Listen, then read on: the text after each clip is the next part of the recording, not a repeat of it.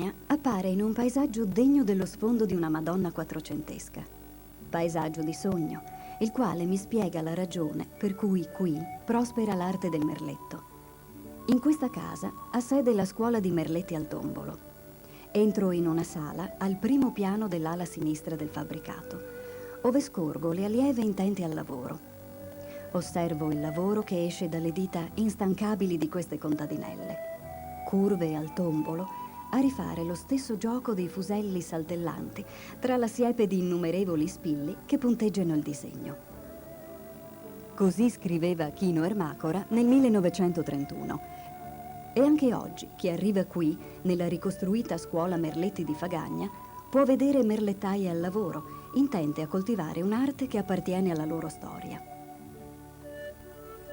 La fondatrice delle scuole di merletti a Fuselli, che nell'ultimo decennio dell'Ottocento fiorirono tra Brazzà e Fagagna, è Cora Slocomb di Brazzà, sposa del conte de Talmo Savorgnan di Brazzà, nata negli Stati Uniti a New Orleans nel 1860. L'incontro con de Talmo avvenne a New York. Dopo il matrimonio visse tra questa città, Roma e Brazzà.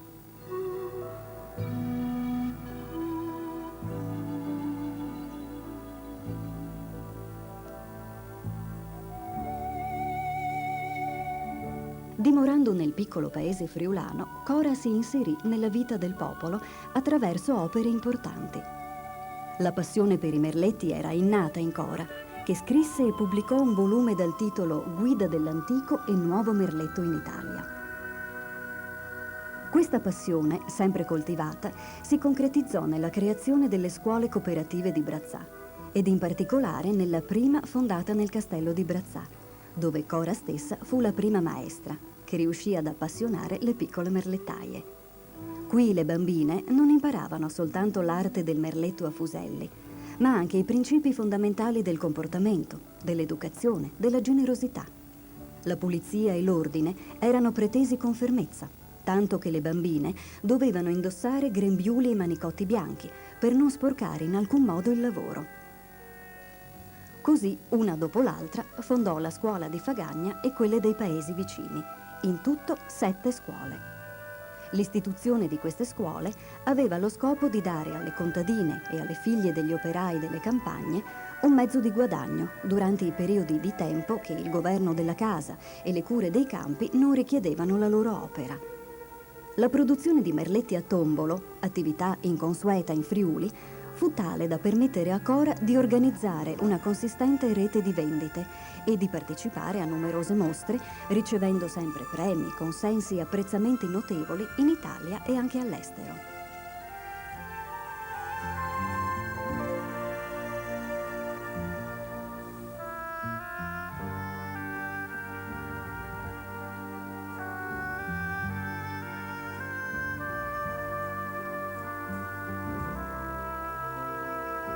La produzione di Brazzà è contraddistinta dalla ricostruzione al tombolo di antichi merletti della preziosa collezione che Cora conservava gelosamente.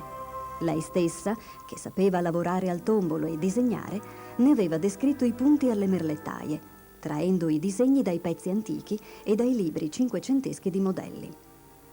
La produzione dei merletti d'arte trovò il maggior punto di diffusione a Roma, dove veniva apprezzata ed acquistata da una clientela molto vasta ed esigente. Tra le clienti vi furono nobildonne e principesse, come è ancora testimoniato dai disegni di corone e di stemmi nobiliari che poi venivano eseguiti al tombolo per personalizzare i corredi.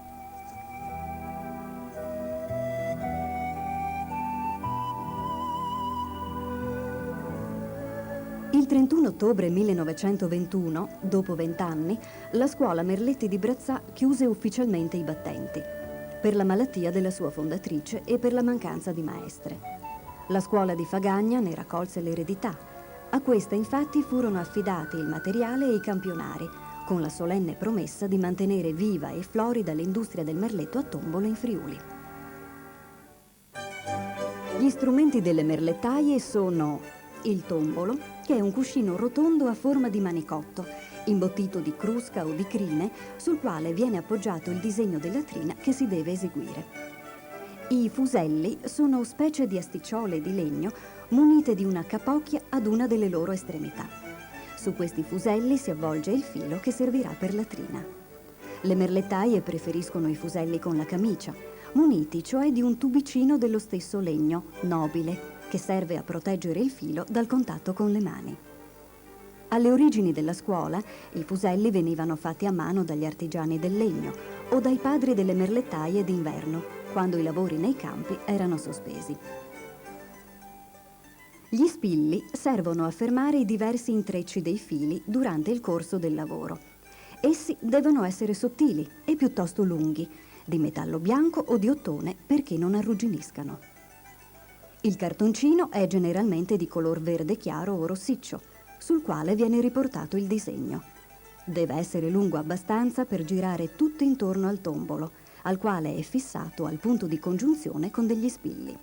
Il filo per l'esecuzione delle trine a tombolo deve avere una certa torsione per resistere ai frequenti lavaggi. È preferito il filo di lino. Si fanno trine a fuselli anche con filati di seta, che creano il famoso pizzo chantilly, e con fili d'oro e d'argento, specie per paramenti sacri. L'avvolgimento del filo al fusello può venire fatto a mano dalla merlettaia stessa, che apprende questa tecnica con i primi insegnamenti.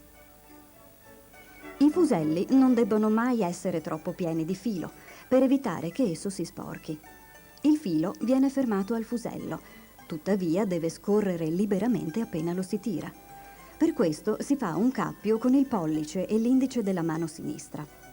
Avvolto il filo su di un fusello, se ne riempie un altro che farà il paio al precedente. I diversi modi di girare e di incrociare i fuselli formano i vari punti del merletto. Il numero dei fuselli da adoperare per merletto a tombolo varia a seconda del disegno. Vi sono dei lavori che richiedono anche centinaia di fuselli. Per i lavori a tombolo si prendono sempre 4 fuselli per volta, cioè un paio per ogni mano. I tempi di esecuzione dei merletti sono diversi, variano un poco a seconda dell'esperienza e della bravura delle merlettaie. Era consuetudine, nelle scuole, segnare sui disegni le ore necessarie alla realizzazione dei vari pizzi. La scuola Merletti di Fagagna ebbe come prima maestra una giovinetta fagagnese, Angelica Marcuzzi, che fu una delle prime allieve della contessa Cora e raccolse il primo nucleo delle merlettaie di Fagagna. Grazie all'interessamento del senatore Gabriele Luigi Pecile, deputato, senatore e sindaco di Fagagna e di Udine, nel 1892 la scuola Merletti divenne una pubblica istituzione, con sede presso il municipio di Fagagna sotto l'alta guida della contessa Cora. Angelica Marcuzzi fu una maestra amata dalle piccole allieve contadine, per le quali fu anche amica e mamma. Il quadernetto sgualcito, ritrovato nella sua soffitta, dove lei annotava buone e cattive, riporta anche casalinghi rimedi per le malattie, la cura della persona e della casa, preghiere e canzoncine, che durante il lavoro venivano recitate e imparate nella scuola. La scuola di Fagagna non era indipendente, ma riceveva le commissioni da Brazzà, dove arrivavano gli ordini delle nobildonne non solo friulane. Gli ordini, le comunicazioni, le rimostranze, gli avvisi avvenivano tramite lettere, che sono numerosissime. Abbiamo trovato infatti il copioso carteggio tra Fagagna e Brazzà, che regolava i rapporti tra le due scuole e che costituisce una importante fonte di notizie per ricostruire la storia delle scuole. Sono molto interessanti le lettere autografe di Cora, del senatore Gabriele Luigi Pecile, di Dorina Bearzi, capo maestra di Brazzà, dell'amministratore Pietro Etro, tutte indirizzate ad Angelica Marcuzzi. Preziose e originali sono tutte le missive delle nobildonne che chiedono ad Angelica i vari tipi di merletto, accludendone un pezzetto, appuntato con uno spillo sulla carta.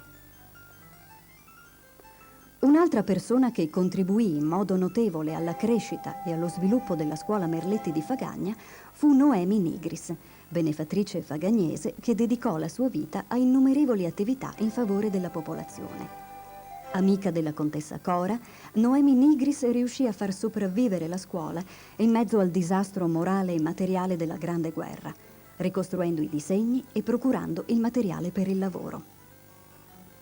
Inoltre, agli inizi del Novecento, prese lei stessa la direzione della scuola di Fagagna, trasferendola poi nella Casa della Gioventù, sede allora dell'asilo infantile, della cucina popolare, del ricreatorio e del teatro. Furono anni di grande intensità per la scuola Merletti di Fagagna, che partecipò a numerose esposizioni in Italia e all'estero, ottenendo grandi riconoscimenti. Anche la regina Margherita fu una cliente della scuola. Si legge in una sua missiva alla Nigris: «Se avverrà che la scuola non abbia lavoro, mi scriva. Ho sempre tante cose da fare. Le darò sempre commissioni».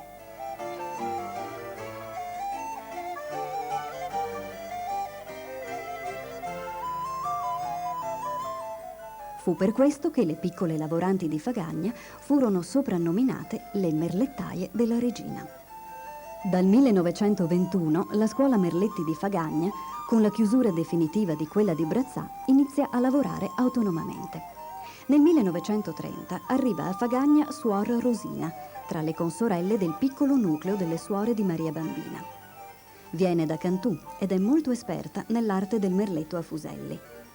Questa suora diede una sua personale impronta alla scuola, tanto da definire periodo di Suor Rosina quello in cui ella svolse la sua attività. Nei decenni 30-40 il ritmo di lavoro, la qualità dei manufatti testimoniano un'intensa attività della scuola.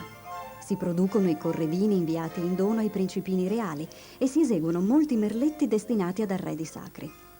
Suor Rosina, infatti, amava eseguire merletti destinati alla cappella, e di lei ci sono rimasti conopei, tovaglie, camici, in cui si individua la tecnica che caratterizzò in modo inconfondibile la scuola di Fagagna dell'ultimo periodo, cioè la lavorazione tridimensionale.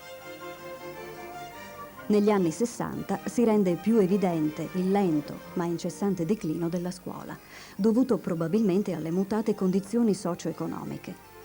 Nel 1983, anno del millenario di Fagagna, il comune organizzò una mostra del titolo I merletti cosmopoliti di Brazzà e Fagagna, con una ricca esposizione di manufatti e documenti che risvegliò l'interesse per l'arte del fusello. Da allora, grazie anche alla collaborazione preziosa della Scuola regionale di Gorizia, i corsi sono cresciuti e oggi vantano la partecipazione di numerose allieve d'estate ed inverno. Inoltre, grazie al lascito fatto al comune dalle suore di Maria Bambina, nel Museo della Vita Contadina di Fagagna è stata ricostruita fedelmente l'aula della scuola, così come poteva essere quella di un tempo.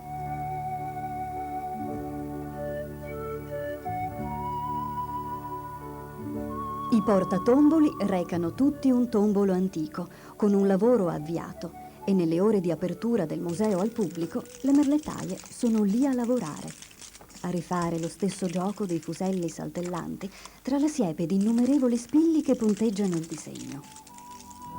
Il visitatore che arriva trova ancora oggi l'atmosfera di un tempo. Basta poco per avvertire nella stanza, ricca di oggetti e di testimonianze dell'epoca, la presenza impalpabile di Cora di Brazzà, che sorveglia il lavoro ripreso dalle merlettaie di oggi sui tomboli antichi.